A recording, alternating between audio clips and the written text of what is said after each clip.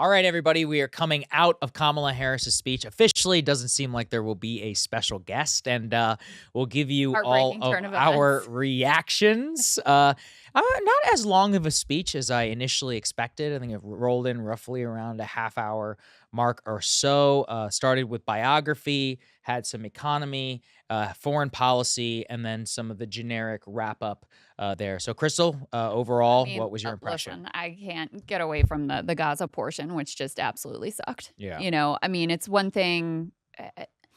The key thing here for me is the language around October 7th is appropriately evocative, right? It's visceral. It's about the horrors. There is responsibility ascribed for the atrocities that were committed on October 7th by Hamas. When it's Palestinians, suddenly they're just suffering. By who? Why? For what? She doesn't say. And I mean, that's typical, right? I guess she said more about them than probably Joe Biden would have. But if you're looking for any indication that there would be a different policy here with regard to Israel, like, there's zero indication of that. And the entire foreign policy portion, Saagar, you were making this point of, like, you know, Hillary Clinton sort of leans into trying to be super hawkish to overcome, like, this sense of, you know, oh, because I'm a woman, people won't. The entire foreign policy section read to me like that, you know, going in, like, sort of basically like warmongering against Iran, and I will create the most lethal military that has ever existed, et cetera, et cetera. It's like, all right. Yeah, calm down, lady. Lethal military. I will never give Israel. I will never stop Israel's right to defend itself. I'll always give them the arms. I will bomb Iran if I need to. Oh, actually, Kim Jong-un, who we would, you know, like hope to make a deal with. Oh, no. He's actually cheering for Donald Trump. It was very classic neoconservative rhetoric in that respect. Go ahead. I just wanted, so David, do you have a... David Sirota of Lever News, by the way. Yeah. So posting this separately. Go ahead. No, I completely agree. I mean, I think that but I also think that, again, what we were talking about before, the idea that she reflects the center of the Democratic Party, that was a very center of the Democratic Party speech. Yeah. And on the economy as well. Yeah. I mean, by the way, I also think that she has recognized, rightly so, fair or unfair, that her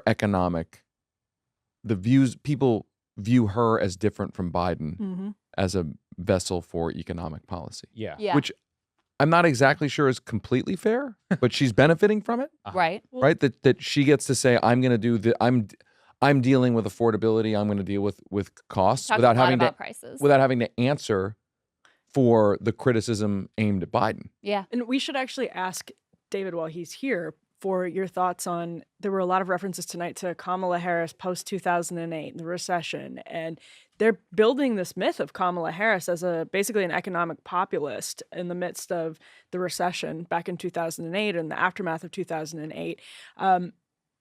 Haven't seen a ton of media fact checks of that other than from people like you, David. Yeah, I mean, about the AG settlement. The housing stuff. This gets wonky, so I'm going to ask the audience to stick with us, but it is important because she made it a central part both of her speech all week, and we had Roy Cooper who uses it to introduce her. So just give us and many others. Yeah, I mean, the background is that she was part of a national mortgage settlement that was essentially a giveaway to the banks that created the financial crisis. Without getting into all of the details, that the banks should have been prosecuted criminally. The settlement was what essentially the banks wanted to be given to get them off the legal hook. Exactly. Steve Mnuchin. Yeah, and there was that she did not prosecute Steve Mnuchin, despite people in her office wanting him to be prosecuted. Right. But to your point, David, though, it is very telling that she has decided this is an area of her image that not only is she going to rehab, but the center of the Democratic Party, and I think the center of American politics, really, is to create this image as, I'm taking on the big banks. I'm delivering specifically for homeowners, and she has leaned into housing policy and read the tea leaves there. Yes. In terms of where people are. You know, a few things with regard to just one other detail on the lie there, and go ahead. Correct me if I'm wrong there, but you know, they talk about a $20 billion settlement. Right. My memory is that the banks got credit towards the $20 billion for the losses that they suffered in the banking crisis. Wow. That's right. So I think what's bothersome about it although I can see it from her political advisors, is that they can tell a story that is not just untrue, but that is the opposite of the truth. And very few people will know that or care about that, which is probably realistic and also bad. Right. Yeah. Well, that's why sites like yours and Drop Site News exist. Emily, what do you think? What was your overall reaction? So overall, I think it's very clear that Kamala Harris is good and she's not great. And one of the things that hurt her in 2019 is she had a lot of hype. And as she started talking more and more, there was a sort of myth of Kamala Harris that had been promoted. It's almost like it doesn't do her favors to get covers like that Time magazine cover. Yeah, that's a good point. Because now the entire public has been primed to see her as some Obama-esque figure. And while I do think we've been talking about it all week, this convention has been well choreographed. Yes. It has looked good. They've hit a lot of good notes while avoiding some dicier elements. We're sort of talking about like so-called wokeness and how they managed to sort of thread that needle. Kamala Harris did a good job tonight, but she is not Barack Obama. And when you're telling people she's Barack Obama, you do run the risk of, as soon as she has to debate Donald Trump, as soon as she has to start doing more things without prompters, more interviews, it's possible that actually really backfires on them ultimately. That's an astute point about, I mean, clearly, like, they're very intentionally leaning into even, adopting the hope piece. Yes. And, yes, she can chance. The way that she can, exactly. Yes, she can. Like, they buried Hillary Clinton and Biden on day one to be like, just go ahead, guys. Okay, let's not talk about that anymore.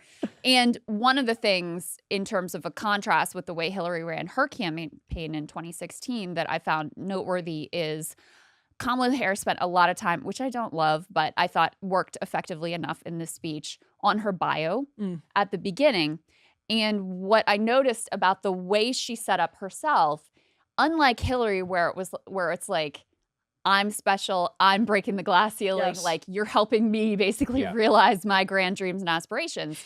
The whole point of Kamala Harris's biographical narrative was to say, I'm just like you. I'm coming from the same neighborhoods that you're coming from. I had the same middle-class upbringing that you either had or would like your children to have and aspire to. I grew up with the same nurses and teachers and firefighters that wanted to have their lawn look nice and work hard and play by the rules, et cetera, et cetera. And it's a very different biographical narrative than the narrative of, I'm the first female, I'm the first Black woman, I'm the first biracial woman that was much more heavily leaned into in the Hillary Clinton campaign. I think that is very smart. We can we all know you're a trailblazer. That's right. We can see that. That's there. You don't have to say it. And so that strategy, which was evident throughout the week, I think was very effective. I thought the way she talked about Donald Trump was also very effective. When she had that line, she was like, in a lot of ways, he's unserious. He's an unserious man, which gets to the weird and belittling him. But she says the things he wants to do are serious. She talks not only about, January 6th and all of those sorts of things, but she also then immediately pivots to, hey, here are the things that he wants to do to you. He wants to take away your Social Security. He wants to take away the Affordable Care Act. He wants to get rid of the Department of Education. He wants to cut Head Start programming.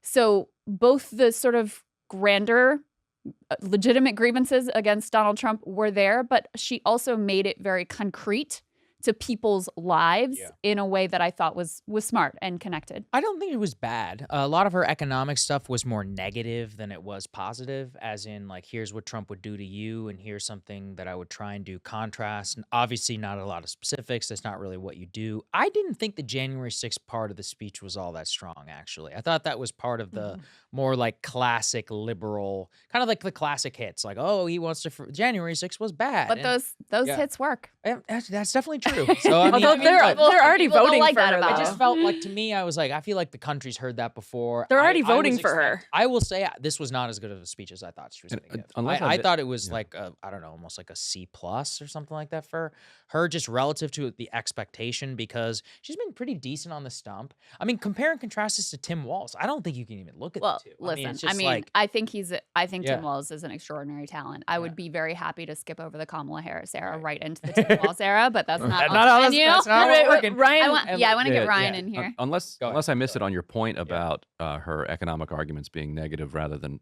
positive. Yeah. She easily could have done, he's going to try to repeal the ACA again. He's going to cut your Social Security, though he's been saying on the stump repeatedly, he's not going to do that and he's going to expand Social Security. But because he tried to do it, and when he was president, she's going to take that clean shot.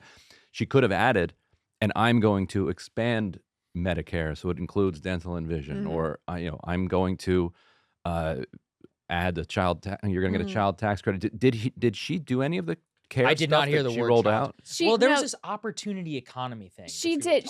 She did touch on some of those pieces. She did talk about some of those pieces. I'd have to go back and look at the transcript to see exactly which policies she name checked. I know she did talk about housing, expanding the housing supply.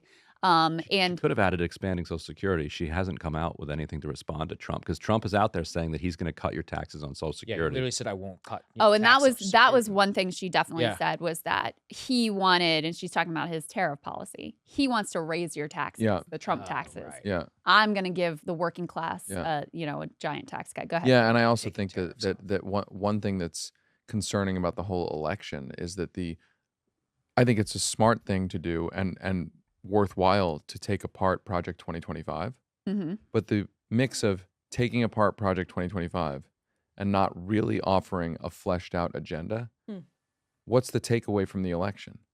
The less you say, the less you offer, the smarter your politics. Well, but I think that was true. That was Obama. I do. I mean, right. I do think it's accurate to a point. Yes.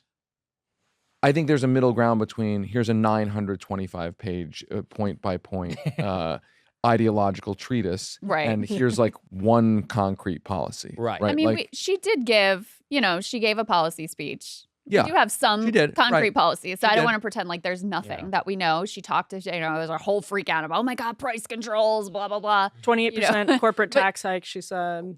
But to your point, even the price gouging, price control conversation, she left that pretty vague about what exactly that would actually look like. But also, congratulations to the Democrats for it taking 40 years of Heritage Foundation mandate for leadership. Literally.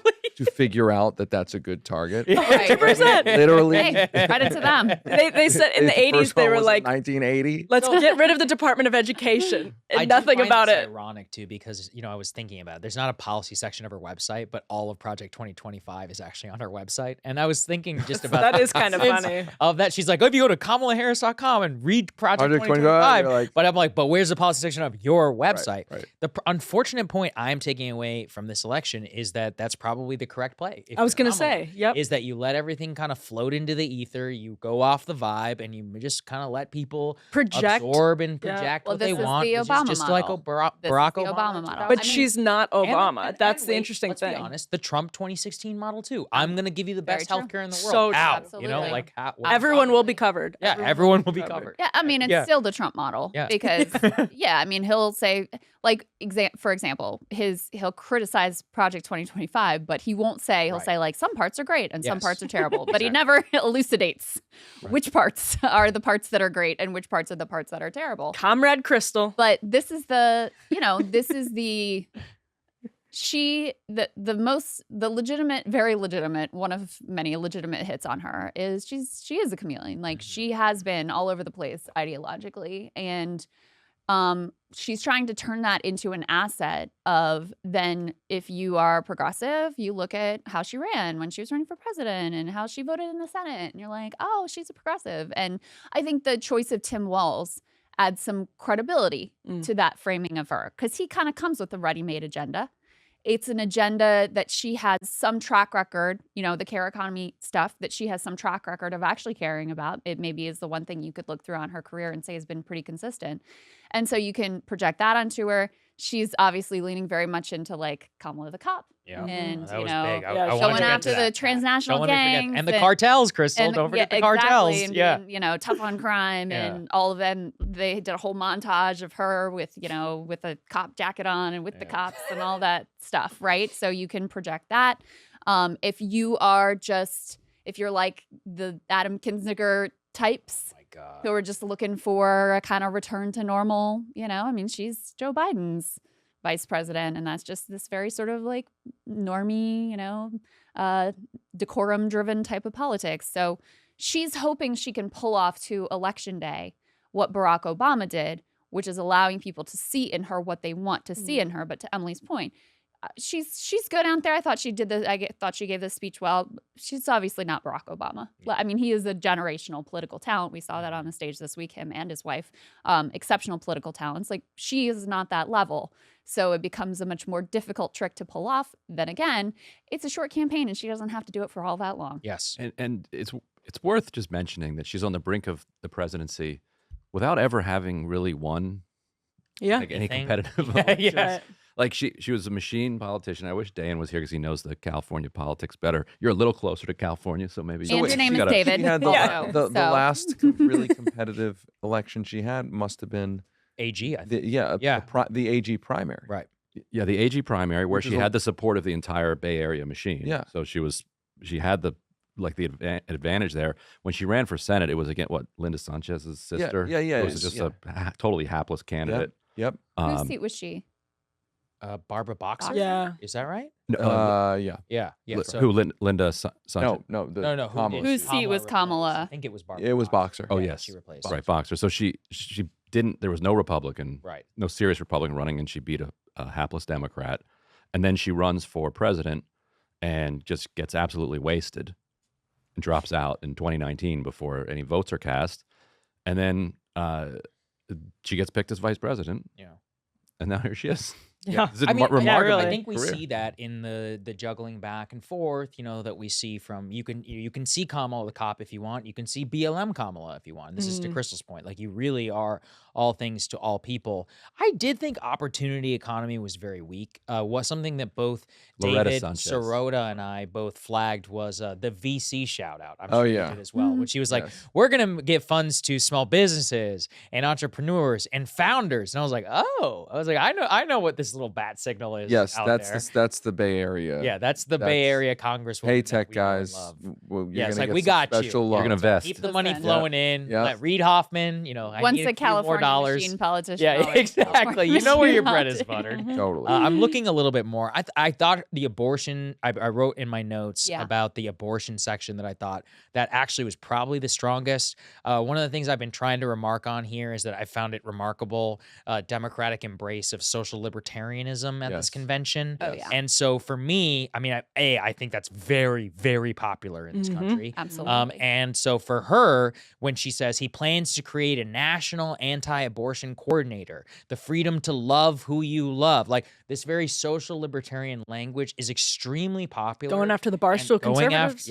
We're in the Barstool studio. And the Oh, yeah. Barstool conservatives, right? And it's like that actually thought out of almost everything she said, that probably might be the most impactful part of her entire speech, just because that is the number one reason why a lot of Democrats came out to vote. I mean, the $500 million that she's raised so far. And I just think the language calibration by Tim Walz and by her, and really all Democrats, they've had a lot of party discipline over this last week. I've frankly been impressed by it. I'm like, these people, they are playing to win. That's what I think I saw. Yeah. I'll steal Yeah. Ryan's point on this because I think it's the right point. The thing about abortion politics that makes it so powerful is that it's so tangible. Yeah. Like, it's very That's true. clear. It's a, very clear promise. It's very clear, the direction of the Republican Party and who is responsible for the current state of affairs that's overwhelmingly unpopular.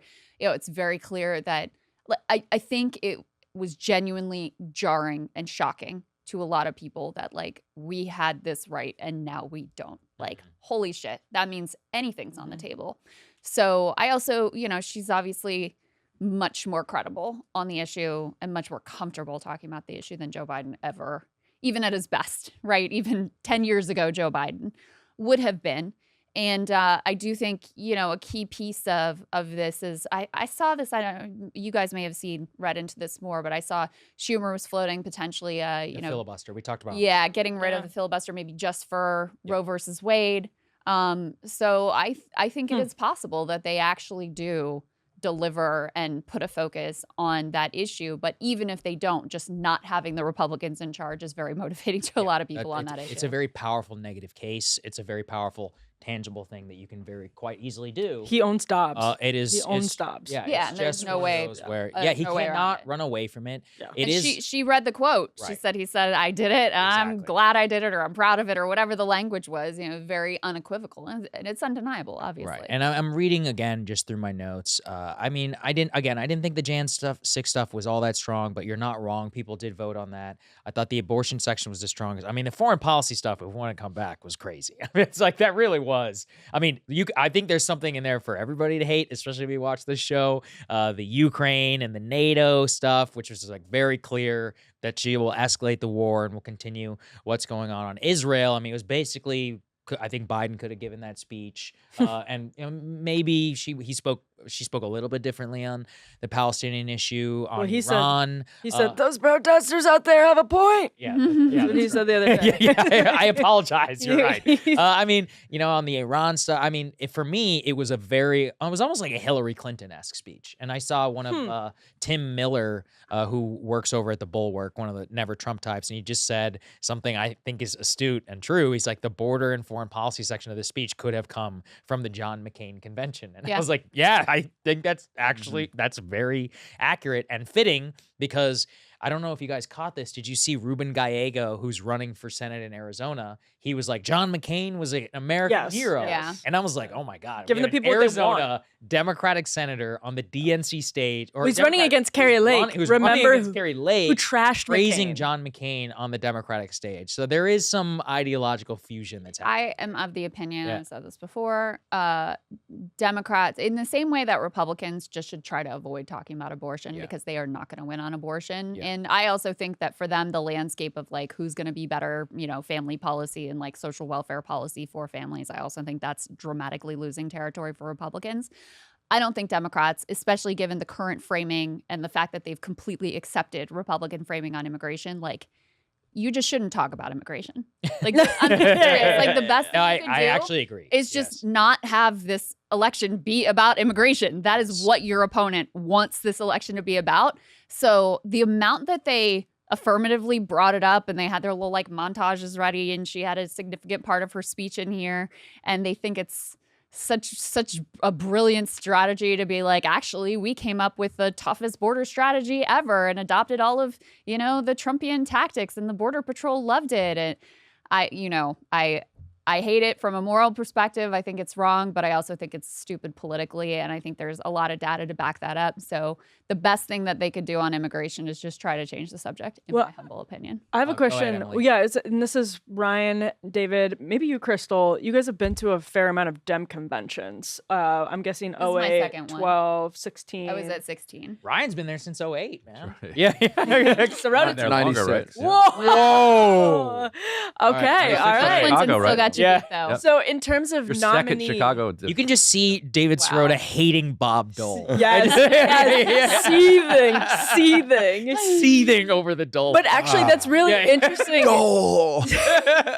That's interesting, given what you were talking about earlier when you were saying like the center of the Democratic Party looks different now. It's a shift, but in terms of nominee speeches, how did this one compare to what you guys have heard before? It was like Standard. because everything's shorter, everything- right? yeah, Clinton- shorter. It did seem Clinton loved to go shorter, forever, right? And like everything's judged now by Obama. Yeah. So it's tough. it's like hard to measure up to that. yeah, it's like you can't measure up to he's a great speaker. David, I wanted to ask you to pick back up on the comments you were making earlier when we were so rudely interrupted by, I don't know, Ruben Gallego or whoever we decided to Pink. jump to. Eva Longoria. You were talking about how the center of the Democratic Party had shifted, and that, that's something for the left to take heart in, because what I thought was maybe the most notable line at the entire convention was freaking Gina Raimondo, who was like the most corporate of corporate VC lady, right? Right. Was singing from the Lena Khan hymnal. Yes. Talking up anti-monopoly actions. And I Yes. thought, wow, that means this battle is over. Like, if even Gina Raimondo is on this tune, in the Democratic Party, this is the direction they're going in. I am old enough to remember the DLC. Oh, yeah. Ryan Grimm is probably old enough. Oh, I remember the Right. DLC too. I've read about it. Right. Like they were a big. Why don't you explain to the people what that DLC was the Yeah. sort of corporate wing of the Democratic Party, and it had its own. explicit think tank. It had its own explicit movement. It wasn't kind of camouflaged underground, the New Democrats. And that the divide between back then, basically the liberals and the DLC was a definitional battle or divide in the Democratic Party. And that divide, brand-wise, at least maybe in practice it still exists, but as a branding thing, it basically doesn't exist anymore, right? There's still Third Way that tries to carry the torch of Third Way is pretty in the middle of the party now. Right, exactly. Yeah. So I do think there's this closure now where there was this upsurge in, or a culmination in that divide in 2016 between Bernie and Hillary, and that there might have been a continuation of that divide had Biden not unexpectedly, in some ways, taken up some of the Bernie agenda or a kind of Bernie-ish agenda. Right. But because Biden did do that, it doesn't feel like that divide defines this convention or this party anymore. I wish I could remember who wrote the piece because I would like to give them credit, but my brain doesn't work, so I can't. Someone wrote that Have some high noon. it was remarkable how unremarkable Bernie's speech was. That a Yes. lot of his rhetoric sounds just like what Kamala Harris said, Exactly. and Exactly. Gretchen Whitmer and Tim Walz and Exactly. everybody else, right? This much more populist orientation towards economics. Also, the much more accessible language than like the way AOC was talking a few years ago. That has just become the way Democrats talk about economics now.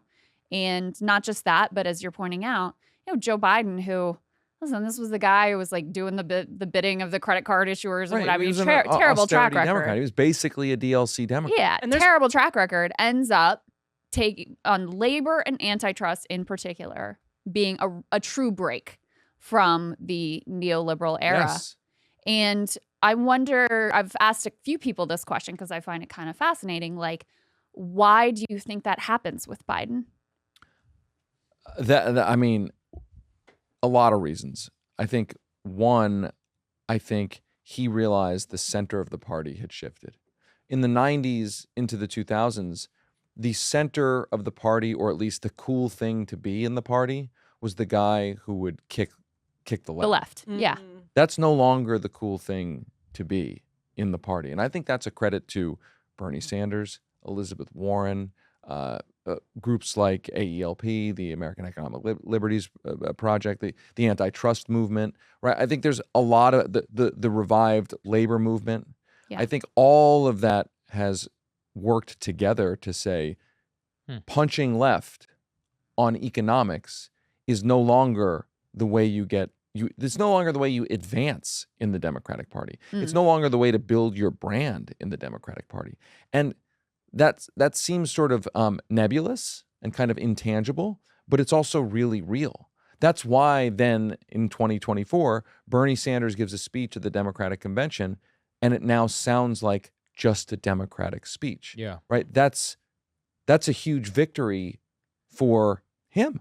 And for Another Liz Warren. material point I'm curious for your take on this is money. Like, Yeah. Obama showed that you can raise hundreds of millions of dollars from small donors. Howard Dean showed first, then Obama, then Bernie raises $200+ million. Chuck Schumer watched that and he was like, "Whoa," because Chuck Schumer is like an amoral operator. And he's like, "Wait a minute." So I can hold these big fundraisers for Wall Street, and they can write $100,000 checks. I can raise $15 million for every single one of my Senate candidates just from people making $50 donations, because the upper middle class Democrats can do more than just $27 to Bernie Sanders once a month, once every couple months. They can do, when they get angry, they can do $50 to all 8 candidates that Chuck Schumer wants them to fund. Kamala Harris has raised what, $300 million or something? 500. Yeah. And an enormous amount of that money is from like normal people. Right. Yeah. And so And it doesn't come with any donor obligations either. You don't have to invite them to the Christmas party. You don't have to take a photo or right. You don't pretend to care about their concerns or actually care about their concerns or whatever. There's still, and even here, which is so interesting given what we're talking about with the shift, at least tonally, is there's tons of corporate interest represented here. Lee Fong had a great story about it. We were at a thing the other night. They underrate this whole thing. A big picture of Cory Bush, all kinds of different Congress people. There's a big picture of Cory Bush, and next to it they were like thanking FedEx and Salesforce and MPAA. And so that stuff is still here, despite Democrats talking more populist. And they foolishly got rid of public funding for conventions, and so the public. This is a corporate event. Yeah, the public gets really. It literally is a corporate event. Yeah. I mean, the RNC is too. Let's be clear. Of course, they both are. Of course. And I think what they're trying to say is, all the corporate branding is we are stakeholders here. Yes. Right. Yeah. And I think where does that actually operate? I think it operates one level below the top line. I'm for X, Y, and Z. The more granular you get on any policy, the more those corporate brands that you saw up in those suites, that's where they're watching. Yeah. You mean they're writing these little carve-outs in the bill that no one's paying attention to, but means everything to them and their bottom line. That's right. And they bank on no one noticing. I think we should hope and change. Hear from Trump, maybe. He called into Fox News. Oh, for real? Yeah, I just put a clip. I went ahead and put it in the rundown, Mac, if you want to go ahead and take a listen. Apparently, he was rambling. They literally had to cut him off, and they effectively Donald Trump hung up on him. So, are you serious? Yeah, that's what I'm hearing. All right, so let's go ahead and put it up. Let me ask you this, sir. There has been a huge appeal and momentum for women voters. She's trying to pull the youth vote, the Hispanic vote, the black vote back in her direction. Polls show that she's having some success in that at this point. So what are you going to do? What's your strategy to rebuild the momentum that you had with those voters? No, she's not having success. I'm having success. I'm doing great with the Hispanic voters. I'm doing great with black men. I'm doing great with women because women want safety. They want safety. And they don't have safety when they have somebody allowing 20 million people into our country, many of them very dangerous people. No, it's only in your eyes that they have that, Martha. We're doing very well in the polls. We're leading in most of the polls. And in the swing states, we're leading in almost every one of them. Mr. President, Michigan, let me interrupt. The auto workers are voting for me because you're not going to have an auto industry if she gets elected. Mr. They're going President, to all electric cars. Yeah, so it was basically like that. Wow. The report was that he sounded like one of those C-SPAN random callers. They came in on the independent line. Donald, what did you think? Interrupted to ask. Yeah, Donald, what did you think? He literally has always, Florida. to be fair, Mac, he's can you always pull up his sounded Truth like Social that. feed. Let's pull his Truth Social feed up. That 'cause he is, was I will say, truthing all through it. that's not so different from most of his calls to Fox News. Fair enough. I agree. And actually, the reduction in those has probably been a good thing. So let's see.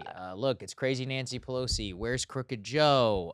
There will be a future under No Comrade future under Kamala. Comrade Harris. She has led us into a failing nation status. She talks about compassion, doesn't talk about all the people she's allowed into our country. Keep going. She's done nothing for 3.5 years but talk and what she's doing tonight. She talks about other countries' border, nothing about our borders. Stands for incompetence and weakness. Our country is being laughed at. Do you guys think he was She actually caused October 7th. What does that say? It says she caused the attack of October. So here's how you know he is doing the tweeting. Look at the random capitalization. Here it is. Is she talking about me? Gee, I don't know. Yeah, probably Donald. Makes sense. This would be actually a good time to talk about something we haven't fully addressed yet, which is that it does look like RFK Jr. is dropping out that's tomorrow right. We haven't touched and on that. endorsing Trump.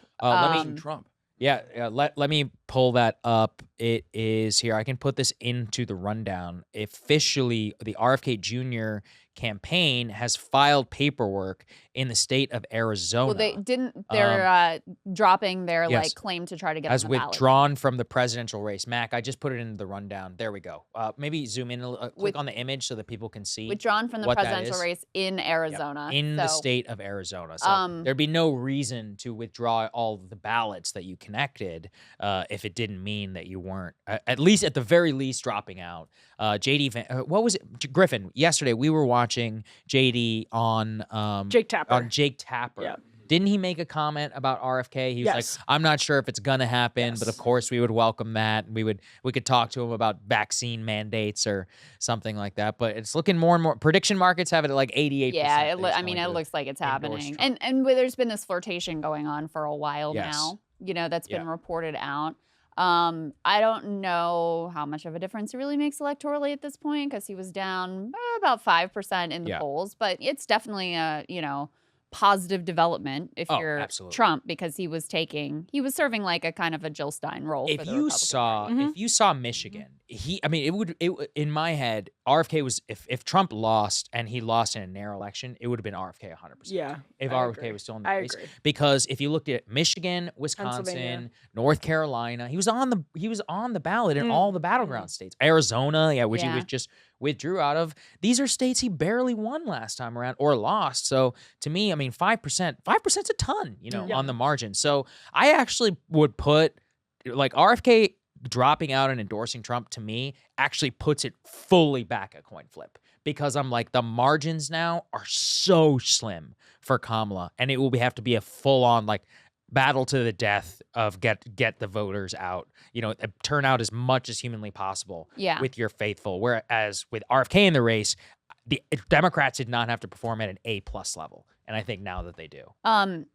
One thing that I hate about this is now all the people who always say every third party you're right. About you're absolutely right. Republicans, they get a lot of ammunition. I'm not happy about it either. Because, he really claimed, like, no, I can't stand he said Trump, he didn't I can't do it. stand Biden, I want to defeat both of them, et cetera, et cetera. And, it certainly looks like from the way that his running mate was talking about it, the real like ultimate core of this was always, I want to hurt the Democrats. And so when it came down to it and it was very clear, okay, you're not hurting the Democrats anymore, then, he makes the move. And it was the right that was nice to him in the beginning. And so he feels some common cause with them or whatever, or his own ego. He wants to get some cabinet position, et cetera. And they offered him the best deal.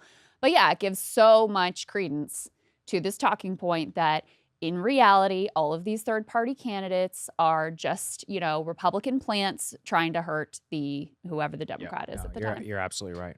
While we've got the writer of Don't Look Up here, I did want to ask what your thoughts about the pretty much total absence of any climate change. There was today's theme was for the future. There was a line in there. They had Deb Haaland on to talk about it, and then Maxwell Frost was talking about it. I don't know if there were other speakers, but other than those two, it's been notably absent. I think the Republicans have done a good job with making the issue almost unfortunately like immigration for the Democrats. That every time the Democrats now talk about it, it gives the Republicans an opportunity to talk about higher energy prices, to talk about, they want to control, paper straws. Yeah, they want to control the economy. It's true. Straws. I do hate the paper straws. They've done a really good job of making it into like, to use a Tim Walz term, like a weird issue. Yeah, which is like really terrifying. Yeah, exactly. Yeah. Like it takes away the Republicans have done a good job of making it as a weapon against the social libertarianism. They're going to control what how you use energy, what you drive, all. And I think what's obviously tragic about that is that the crisis is actually getting worse. It is real. So how Democrats can break that is kind of like the biggest political question. I think it's just up to China to just figure it out. To just move to Beijing. Going great. Like move to Beijing. Going great. Let's just let them figure it out and just. I mean, glom onto their tech. It's really terrifying that there's this huge problem that both parties don't really want to talk about it. Well, the only good news is that I believe between Tim and Trump, we now have two pro-nuclear candidates, which are in the race. Tim Walz is pro-nuclear. Trump has endorsed nuclear. We'll see. But, if Elon is there, it's like it's possibly one of the only. Well, and then RFK Jr., head of the EPA. Oh, no, but RFK is very anti-nuclear. Remember? No, but I mean, he went off on it, man. But he's pro. Stop. But he's obviously he's not a climate denier. He's. When I interviewed him, on environmental issues, he was like, well, yeah, I believe in you guys should go and watch Yeah, it. no, He's obviously paraphrasing. It's been a little while. He's kind of, but he was like, well, I believe in it, but I'm not really going to talk about it because I think it turns people off. Right. And then he David's goes into this whole thing about like the free market. The answer is the free market. It's like, what? Right. Yeah. And I was like, well, why not for Okay, nuclear? And he was like, sure. well, it's just too dangerous. It's the opportunity economy. Boomer position ever. It's almost like there's an asteroid headed towards Earth. No one's paying attention to it. Yeah. It's a good metaphor. Sure. Emily? I'll start by saying good, not great. Bubbles likely to pop soon, and sugar rush could end. All right. Krystal?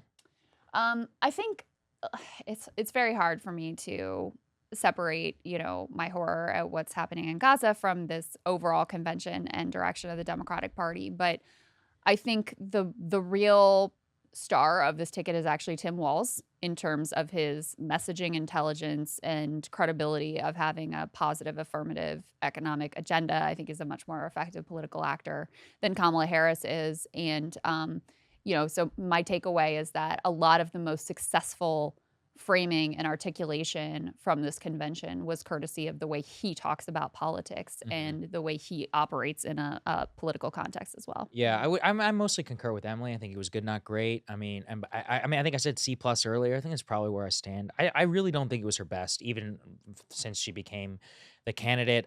She did certainly throw enough of what she needed to. I think she gave a replacement level speech. It's the political chameleon that we all know and love, I guess, at this point for people who cover politics for a living. But let's not forget that is popular. The vibes are still good. People here were really enthusiastic, almost messianic, in the convention hall. And that's probably the single best reason I'm really happy that I was here in Chicago to imbibe that, because that's not something that necessarily may come through enough on the screen. But to be within the convention and talk to people and see all the enthusiasm, my main takeaway, I keep saying it, all tonight, is these people are playing to win. And I really think they are in it to win it, and I think Republicans should be afraid. You see that from some people who aren't here, who are just like that. This is fake. fake. It's fake. I'm I wish you were here, bro. No, it's not. real. It's really not. Yeah, go ahead. I was just trying to do the math, and it looks like about 11 weeks ish until the election, and many fewer than that until the mail ballots start to go out. So she just has to avoid interviews, avoid press conferences. She's been doing a great job of that. She's hung in there so far. It'll be interesting if she can just keep it, just hold it together. That's her whole thing. She just has to hold it together for not much longer. Yeah. It's 74 days till election. It's a wild process. The funny thing is, because she is very, people don't feel like they're not seeing. It's not like Biden where he was just in the basement. We didn't see him at all. And it was notable his absence. She feels very present. And so I don't think she's paying any price with the public for Doesn't seem like it. And the media is certainly not nobody cares what the media is outraged. upset about. Yeah. And also the media is not even not that upset. The media's not mad. Yeah. I don't think, unfortunately, I don't think she pays any real price for failing to do press conferences, talk to the media, et cetera. Go ahead, David. I guess I think the main takeaway is they have a first do no harm strategy. Yep. They are implementing it really well tactically. It is frustrating if you want to know more, because any more that you would know is a threat of doing harm to the campaign. Right. And I think we should expect that until, if the bubble bursts or the vibes go bad, they'll have to shift strategies out of a first do no harm. They'll have to take more risks. But until there is a perception that something's gone wrong, this is what it's going to be. It's not broke, don't fix it. All right, don't forget, everybody, we have a promotion going on right now. Mac, can we put that graphic, please, up on the screen? We are having a free month trial for Breaking Point, so breakingpoints.com. The promo code is DNC free. Hey, if you like that video, hit the like button or leave a comment below. It really helps get the show to more people. And if you'd like to get the full show ad-free and in your inbox every morning, you can sign up at breakingpoints.com. That's right. Get the full show, help support the future of independent media at breakingpoints.com.